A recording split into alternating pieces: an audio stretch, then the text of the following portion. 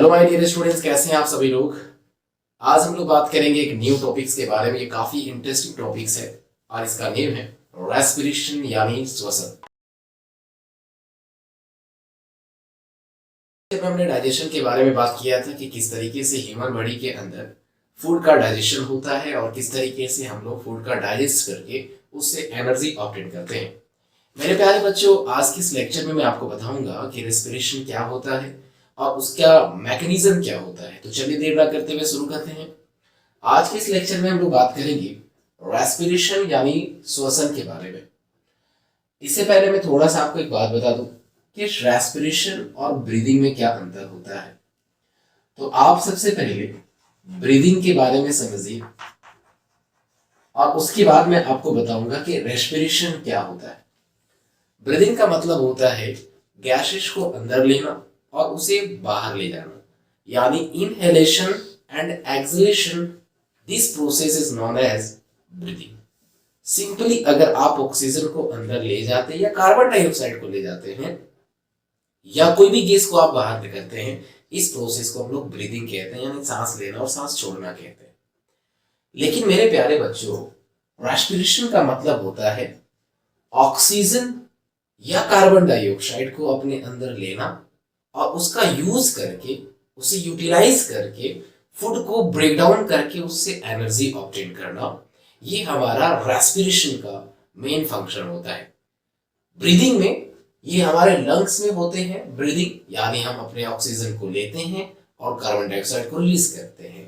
दूसरी तरफ प्लांट्स क्या करते हैं, कार्बन डाइऑक्साइड को इनहेल करते हैं और ऑक्सीजन को एक्सहेल करते हैं, तो वो उसके लिए ब्रीदिंग हो गया।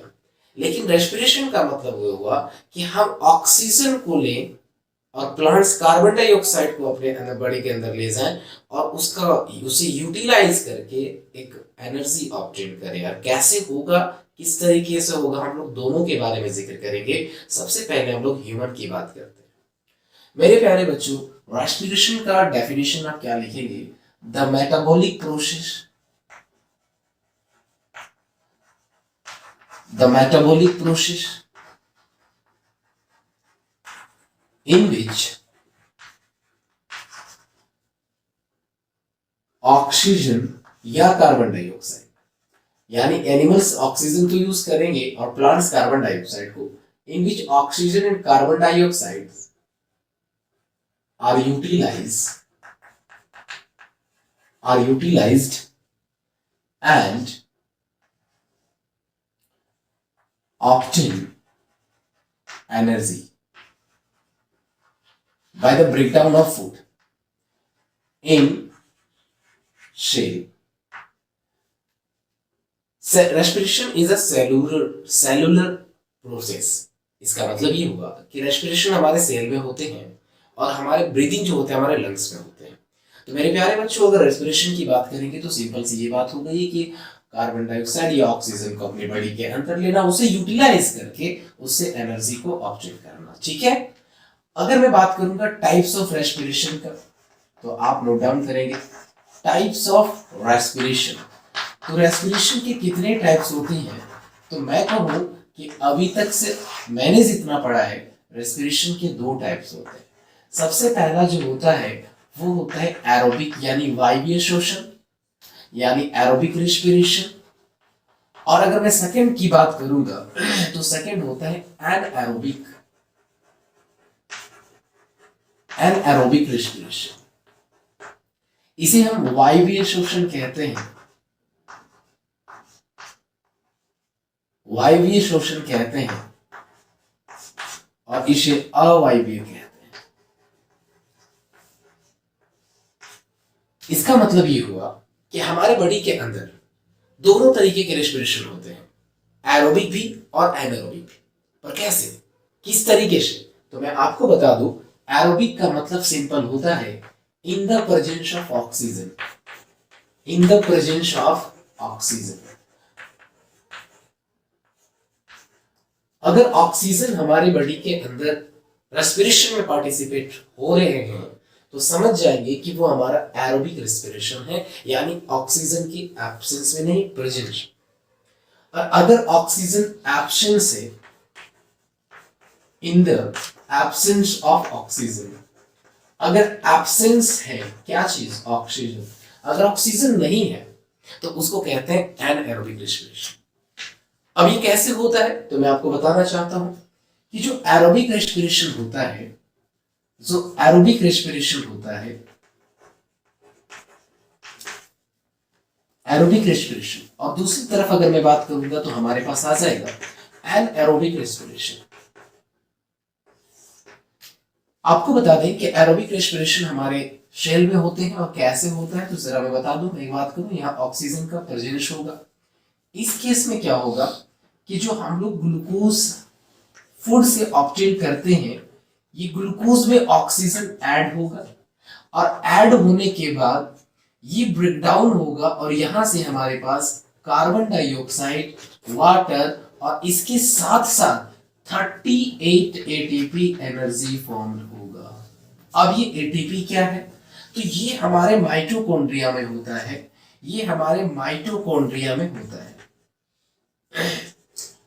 ये जो प्रोसेस है हमारी बॉडी के सेल का, एक सेल के अंदर एक सेल ऑर्गेनल होता है, यानी एक कोशिकांग होता है जिसको हम लोग माइटोकॉन्ड्रिया कहते हैं। माइटोकॉन्ड्रिया को power house of the cell कहते हैं। मैंने पिछली क्लास में भी बताया था आपको कि इसे कहते हैं power house of the cell, यानी कोशिका का ऊर्जाघर कहते हैं। और यहीं पर हमारे एनर्जी बनता है, और एनर्जी जो होता है वो कितना एटीपी बनता है तो 38 एटीपी।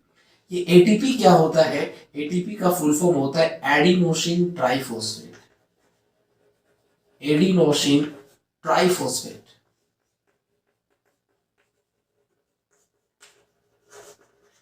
और ये एडिनोसिन ट्राइफॉस्फेट एनर्जी करेंसी कहलाता है। तो आपको पता होना चाहिए कि ये जो हमारा एडिनोसिन ट्राइफॉस्फेट है इसे हम एनर्जी करेंसी कहते हैं, यानी ऊर्जा मुद्रा कहा जाता है, एनर्जी करेंसी कहा जाता है इसे।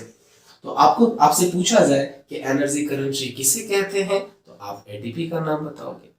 एरोबिक रेस्पिरेशन में यानी वायवीय श्वसन की अगर बात करें तो ऑक्सीजन प्रेजेंस होता है या एब्सेंस होता है तो बोलोगे प्रेजेंस होता है। और ऑक्सीजन के साथ मिल करके ग्लूकोज ब्रेक डाउन होगा और यहाँ पर कार्बन डाइऑक्साइड, वाटर और एनर्जी बनेगा। और कितना एटीपी एनर्जी बनेगा प्यारे बच्चों तो 38 एटीपी। काफी ज्यादा एनर्जी होता है और हर सेल के सेल ऑर्गेनल यानी माइटोकॉन्ड्रिया में ये प्रोसेस होता है, इतने एटीपी बनते हैं जब ऑक्सीजन प्रेजेंस होता है। लेकिन अगर मैं दूसरी तरफ बात करूं एनएरोबिक रेस्पिरेशन के बारे में तो ये एनएरोबिक रेस्पिरेशन क्या होता है तो मैंने कहा था कि ये एब्सेंस ऑफ ऑक्सीजन में होता है। और ये ज्यादातर आपको बता दूं कि एरोबिक रेस्पिरेशन ह्यूमन में होती है, एनिमल्स में होती है। ज्यादातर जो एनिमल्स होते हैं ना, ज्यादातर की बात कर रहे हैं तो उसमें एरोबिक रेस्पिरेशन होता है। जैसे हमारी बात करें, आप अपनी बात करें या तो पक्षियों की बात करें, वो ऑक्सीजन लेते हैं और वो ऑक्सीजन का यूटिलाइज करके अपनी बॉडी के सेल ऑर्गेनल माइटोकॉन्ड्रिया में एनर्जी का फॉर्मेशन करते हैं और वो एरोबिक रेस्पिरेशन में 38 एटीपी एनर्जी फॉर्म होता है। आई होप आपको समझ में आ रहा होगा। अब हम बात करते हैं कि एनएरोबिक रेस्पिरेशन किसमें होता है तो मैं आपको बता दूं ये ज्यादातर कुछ माइक्रोबैक्टीरियाज होती हैं। जैसे कि मैं बात करूं सबसे ज्यादा पॉपुलर ईस्ट की बात करेंगे और यहाँ पर कुछ एल्गीज होते हैं, उसमें भी ये हमें देखने को मिलता है। तो आप याद रखेंगे कि ईस्ट में काफी ज्यादा ये पॉपुलर, यहाँ से एग्जाम में सवाल पूछे जाएंगे कि ईस्ट में एनएरोबिक रेस्पिरेशन होता है। क्या होता है इसमें आपको बता देते हैं। ईस्ट अपने बॉडी के अंदर जब वो रेस्पिरेशन को परफॉर्म करते हैं तो वहां पर जो ग्लूकोज होता है, जो ग्लूकोज होता है उसमें ऑक्सीजन की कमी होती है और ये ब्रेकडाउन हो जाएगा। किसमें ब्रेकडाउन हो जाएगा तो आपको पता होना चाहिए कि ये बनेगा बेटा इथेनॉल। यहाँ पर इथेनॉल बनेगा और यहाँ पर बेटा कार्बन डाइऑक्साइड बनेगा और इसके साथ साथ एनर्जी बनेगी। तो मैं आपको बता दूं कि यहाँ एनर्जी कितना बनेगा तो 2 एटीपी, 2 टाइम्स एडिनोसिन ट्राइफॉस्फेट का फॉर्मेशन होगा। तो इथेनॉल का फॉर्मूला क्या होता है तो C2H5OH।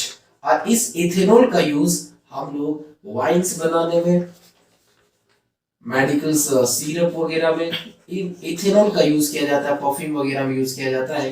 इथेनॉल एक तरीके का अल्कोहल होता है।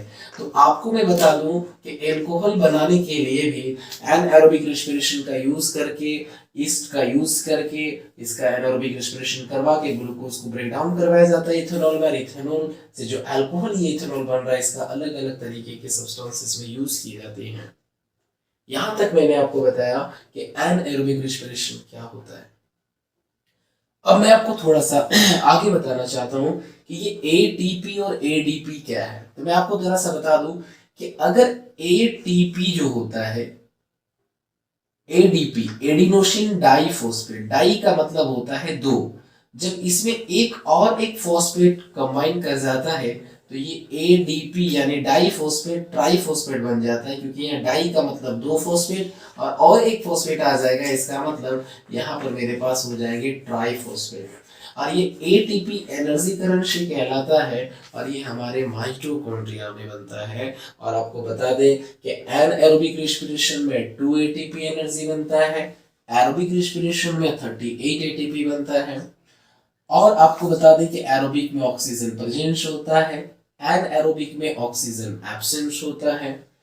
एरोबिक रेस्पिरेशन एनिमल्स में और बहुत सारे ऐसे और अदर माइक्रोबैक्टीरियाज उसमें भी होता है। लेकिन अगर एनारोबिक रेस्पिरेशन की बात करेंगे तो ईस्ट में हो गया और कुछ अल्गीज हो गए, उनमें भी एनारोबिक रेस्पिरेशन परफॉर्म किया जाता है। तो ये हमारे पास एरोबिक और एनारोबिक रेस्पिरेशन